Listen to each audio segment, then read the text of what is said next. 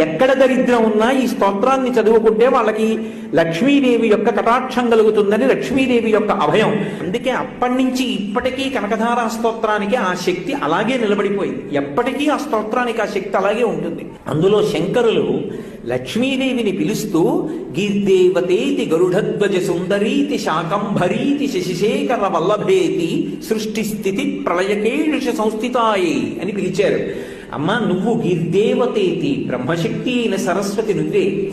గరుడధ్వజ సుందరీతి, గరుత్మంత వాహనం మీద వెళ్ళేటటువంటి శ్రీ మహావిష్ణువు యొక్క శక్తివి నువ్వే. శాకంభరీతి శశిశేఖర వల్లభేతి, శుక్లపక్ష తదియ నాడు ఉండేటటువంటి చంద్రరేఖని కిరీటమునందు అలంకరించుకున్న పరమశివుని యొక్క శక్తి అయినటువంటి రుద్రానివి నువ్వే. ఇప్పుడు సృష్టి శక్తి, స్థితి శక్తి, లయశక్తి మూడు చెప్పారుగా. మళ్ళీ ఇప్పుడు శాకంభరీతి అన్న మాట శంకరాచార్యుల వారు వాడటం